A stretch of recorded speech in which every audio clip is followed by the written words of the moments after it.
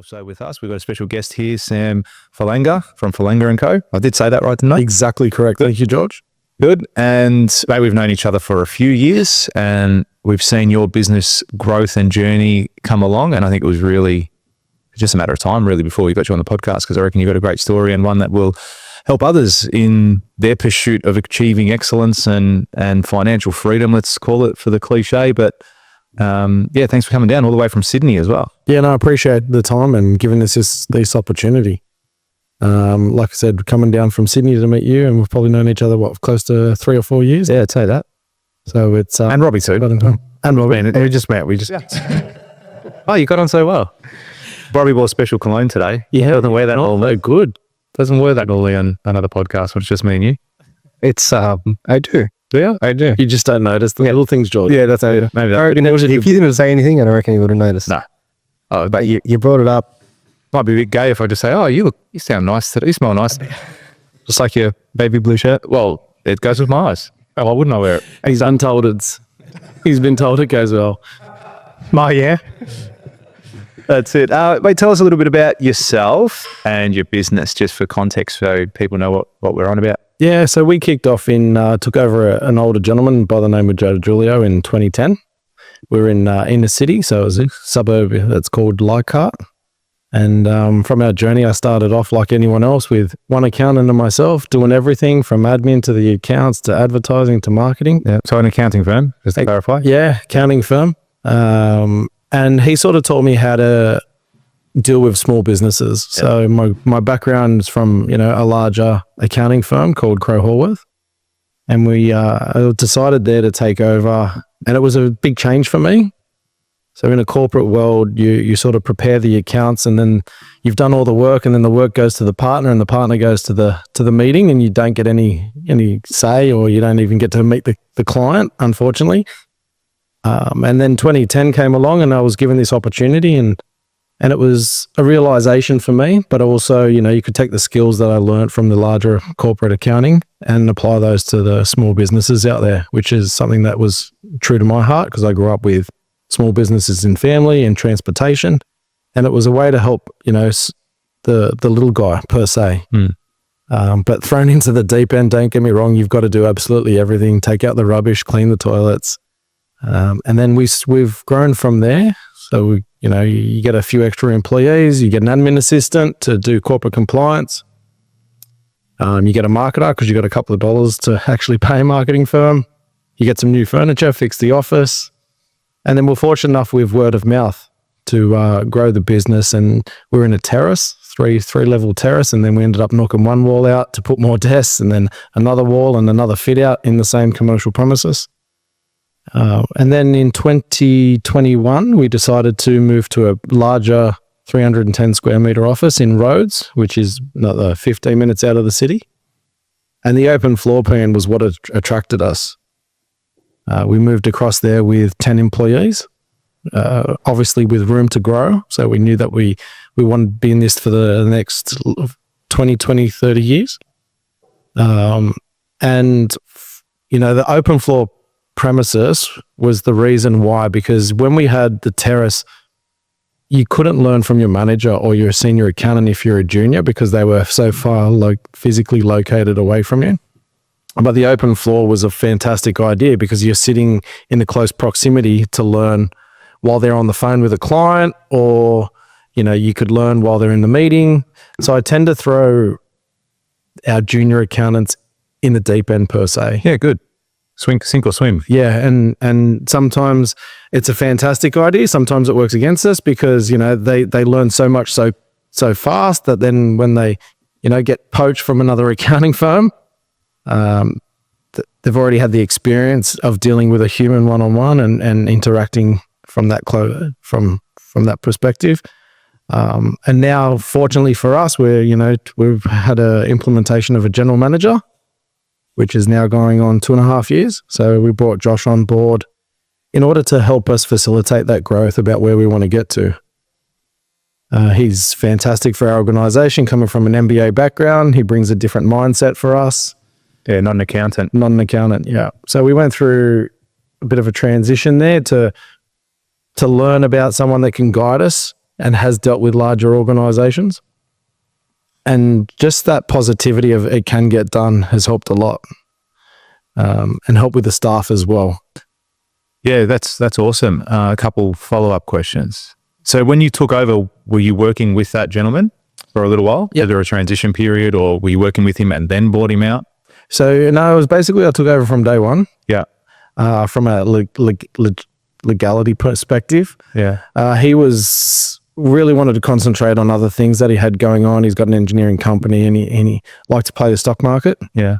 And it was basically from day one I took over. So you also had to collect debtors and you had to have those conversations about collecting money, which is also sometimes hard. But he taught me about, what real life was all about and real business was all about. And we had a transitional period there of about 12 months where he was, sat with me for the clients, gave me the introduction, because these clients have been with him for 20, 25 years, right? So there's a new kid on the block, excuse me, giving them the advice now and sort of saying where they want to go. And you have to, from day one, if you're going to take over an organization like that, you have to provide more value than Joe did. And that was always my goal. And I knew that. That's, I'm more of an old school guy as well. Yeah. Yeah, most How definitely. he operated and what he did. Yeah. And you have to give him more value, as in more time, a better type of advice, or, a better system that they might be able to implement. Like you said, he was a bit older. And in that regard, he might not have known apps and, things that might help their business. And you bring those on, and then the client sort of is not obligated, but prefers to deal with you than Joe, because some of them did say like he was a bit old school. And then it's just, client by client, building up your business and moving on from there. Nice. How long have you been in business now? Since 2010, so going on 13 years. 13 years. Yeah, it's a long time, isn't it? Yeah. I think it's I gone. know I was doing something the other day, a bit of something for some collateral, and it's like been in the industry and been an accountant for 18 years. And I'm like, wow, that goes quick. Life goes fast. Yeah, my word. And you got a family as well? Yeah, Jacob's just turned 5 and Sophia's 7. And my business partner, as well as my wife, Alessia, she came full-time into the business for Falanga & Co. in about 5 years ago. Yeah. Is she accountant too? No, she comes from an operational perspective. So she was dealing at Crow Horworth and in the operations department, and also working for the CFO. Yeah. There was 400 employees there. So she learned, they went through a few acquisitions. She got a skill set working with the people that have done it before at a much higher level. And we've implemented, policies, SOPs within our smaller boutique firm now. So we've taken what we learned from the large organization and put that into play, like staff reviews, KPIs, set KPIs, automated billing as well for clients, a production software for internal use, a better marketing. So there's a lot of things that a business needs in order to try to get to that next level. And unless you've got someone dedicated to do that, the technician, unfortunately, probably doesn't have the time, energy, or resources to do it. Yeah, absolutely. So I was very fortunate from a personal perspective. Otherwise, I definitely would probably still be, capped at what I know and what we could do. How have you found it working with your partner in the business? I throw you right under the bus now. Yeah, it's going to be reported. Depends on millions of people are going to see this and listen to it. Depends on what time of the day it is. Yeah. Don't get me wrong. It's a serious question, because there's a lot of it's for some people. It's also like, oh, that's the natural thing that has to happen. Yeah. You become a business owner, your wife's working, or she's a stay-at-home mom, and it's like, oh, what am I going to do when I get back? Oh, just come and do marketing for me. Yeah. Or come and do the books or whatever. Be an office admin or whatever it might be. So it may not necessarily be because that person is the best suited for the role, but it might be because, it's just the spot to fill and they're there to do it. Yeah. And also sometimes, you might be great at home, but you might clash at work. So that's another thing, that as well. Yeah, don't get me wrong. It's got its ups and downs like anything. And like you said, some businesses do that because it is a spot to fill. So you hit the nail on the head. I was, because of the different skill sets that we have, we were very fortunate to have that in play. And basically, we are in the same office every day, but we very, very rarely communicate during the day because we do try to swim in our own lanes. So from my perspective, it's more of a client focus, compliance work, making sure the managers and the firm's running from day to day. And from her perspective, it's about the growth and operations and how do we make this more efficient or more effective in that regard. So don't get me wrong, we do have strategy meetings when she says she doesn't want to talk at 11:30 at night when I get home and you just got to balance it out and you've got to try as best as possible to keep it away from home. Yes, I agree. Because the kids are always listening and always absorbing. So even if you think they're on the iPads with their headphones, they're not. They're always listening. So you're talking about staff, you're talking about you're talking about basically everything at home. But I think, the key for us is we've got key objectives. We sit down with the general manager and say what we want to do in the next financial year. And we basically have our own KPIs that we set for all of us involved. So Josh, Alessia, and I, and they're all very, very different. And then as long as we focus on those, don't get me wrong, we have formal meetings once a week, which we call a leadership meeting. We also have meetings with our managers, which we call a management meeting. And then we have just very original too.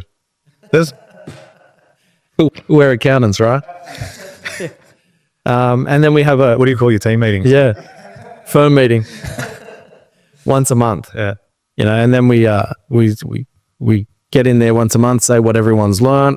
So they put on the table. We say how grateful we are for someone that's helped us in the team, and I think that's very important to actually say it and face someone face to face and say thank you for helping me on this, because we tend to just go day by day by day, and they need to know that everything's that they've done for them is they need gratitude as well. It's very important. So you do that with your whole team? Yep. Yeah, that's pretty cool. Once a month. That's pretty cool. Yeah, I like that. And how big is your team now? So we've got a team of 19. Excellent. So we're a good sized team, man. Yeah. We're fortunate when my job now for 2025 is to look for another firm and to acquire or merge, using some different terminology there. But that's one of my key KPIs. Why would you do that as opposed to employing more people?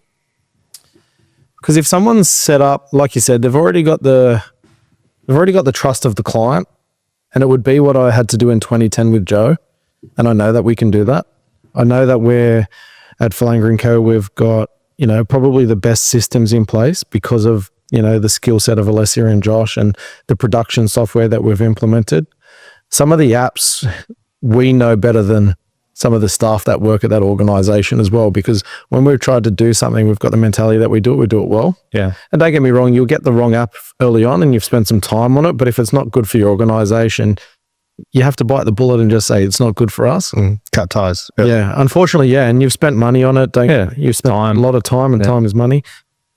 But you've just got to say this is not what I thought it was going to be for my organization, and then to find an alternative, which again, then you got to reset. But you become better in learning about what your business actually needs. So we're fortunate. So if you like this clip and you want to watch another one, click just over here. Or if you want to watch the full episode, you can click over here. Don't forget to subscribe to the channel, and thanks for watching.